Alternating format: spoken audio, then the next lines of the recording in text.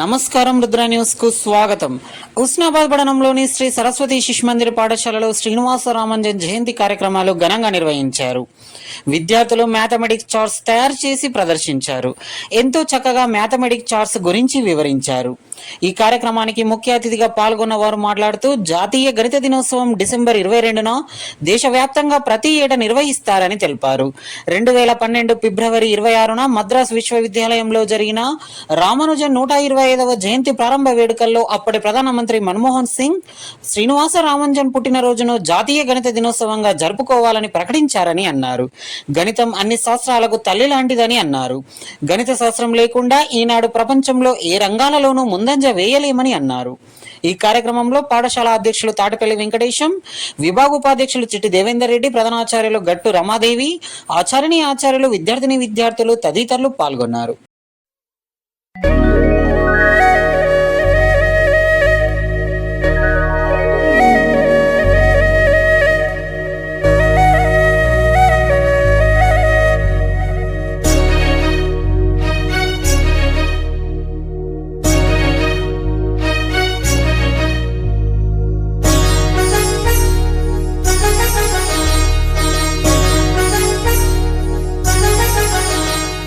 వారసులం గణిత శాస్త్ర సాధకులం, పరిశోధకులం, గణితానికి ప్రేమికులం.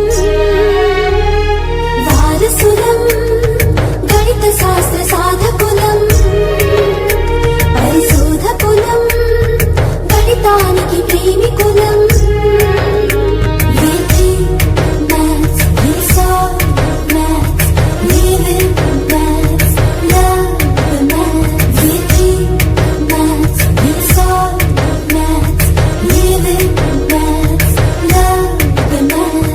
వారసులం గణిత శాస్త్ర సాధకులం, పరిశోధకులం, గణితానికి ప్రేమికులం.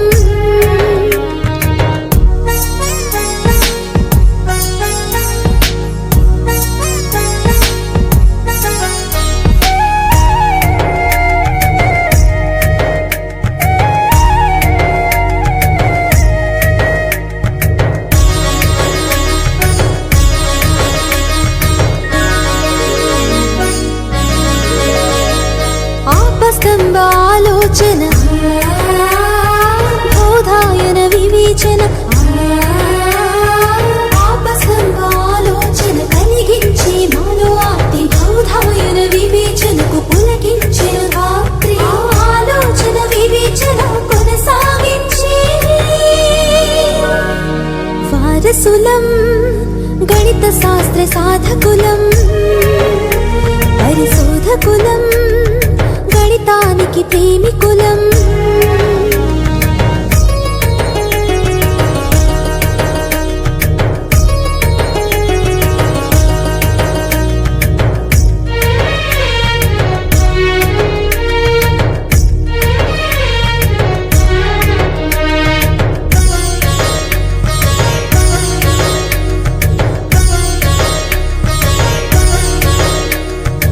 ఆర్యభట్ట గణనలో, భాస్కరుని బోధనలు, ఆర్యభట్ట గణనలు చూపెను ఆదర్శం, భాస్కరుని బోధనలు చేసెను ఆదేశం, ఆదేశం ఆదర్శం కొనసాగించి. వారసులం గణిత శాస్త్ర సాధకులం, పరిశోధకులం, గణితానికి ప్రేమికులం.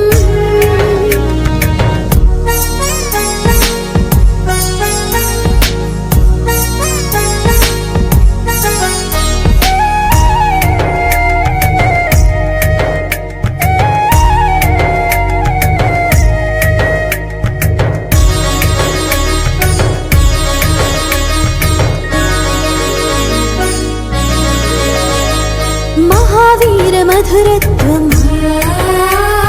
బ్రహ్మగుప్త భావార్థం,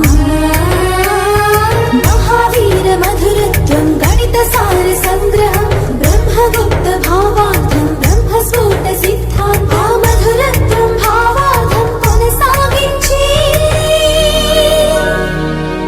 వారసులం గణిత శాస్త్ర సాధకులం పరిశోధకులం గణితానికి ప్రేమికులం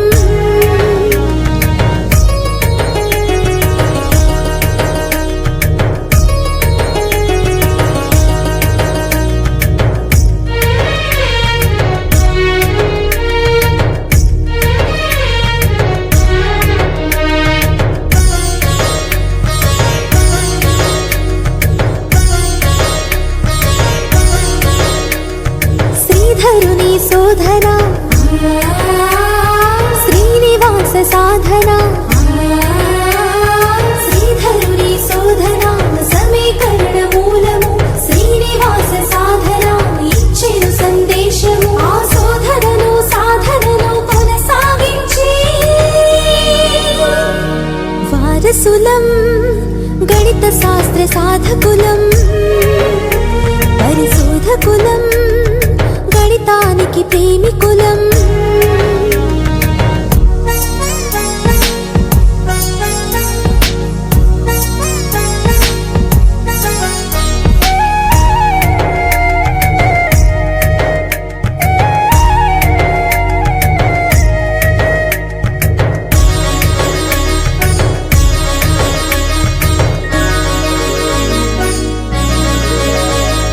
లక్కోజు రాగము శకుంతల వేగము లక్కోజు రాగము పెంచెను విశ్వాసము శకుంతల వేగము అపురూప విజయము ఆ విశ్వాసము విజయాలు కొనసాగించి వారసులం గణిత శాస్త్ర సాధకులం పరిశోధకులం గణితానికి ప్రేమికులం వారసులం గణిత శాస్త్ర సాధకులం పరిశోధకులం గణితానికి ప్రేమికులం We think maths, we solve maths, live in maths, love the maths. We think maths, we solve maths, live in maths, love the maths. We think maths, we solve maths, live in maths, love the maths.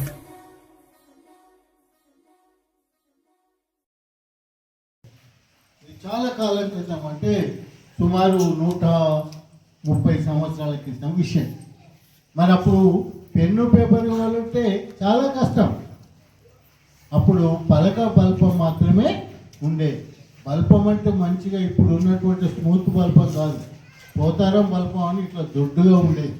మేము చిన్నతనంలో దిద్దాం. అలా ఆయన దానికి సమాధానం చెప్పాడు. అవునా? మరి అతను ఎవరు?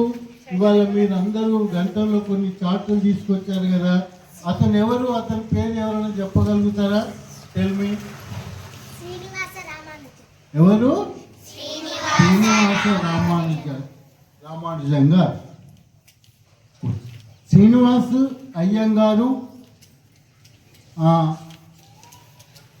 అండాలమ్మ పుణ్య దంపతులకు శ్రీనివాస రామానుజం గారు 1887 మేలో జన్మించాడు.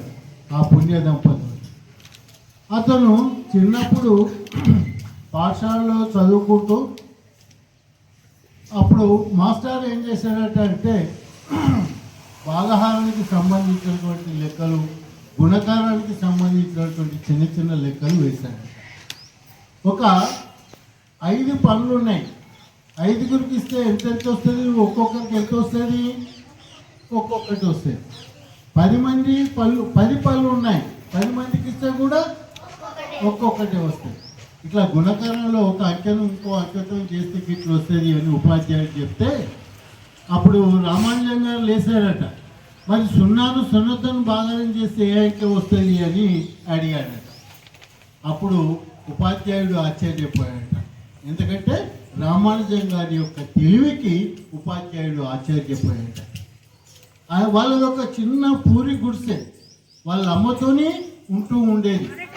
అతనికి పై చదువులు చదవడానికి డబ్బులు లేవు, కానీ గణితంలో ఉన్నటువంటి అతని పట్టుదల అవన్నీ కూడా చూసి అతను మెట్రికులేషన్ దాకా బాగా కష్టపడి చిన్న చిన్న పిల్లలకు ట్యూషన్ చెప్పుకుంటూ మెట్రికులేషన్లో అతను మంచిగా మార్కులతో పాస్ అయ్యాడు. అప్పుడు అతనికి స్కాలర్షిప్ వచ్చింది. స్కాలర్షిప్ అంటే ఆయన యొక్క గొప్పతనాన్ని, ఆ గణితంలో ఆయన గొప్పతనాన్ని చాటుకున్నాడు కాబట్టి అప్పుడు నెలకు ఒక 10 రూపాయలు 20 రూపాయలు అట్లా స్కాలర్షిప్ వచ్చింది. ఆ స్కాలర్షిప్తోనే ఆయన పై చదువులు చదివాడు.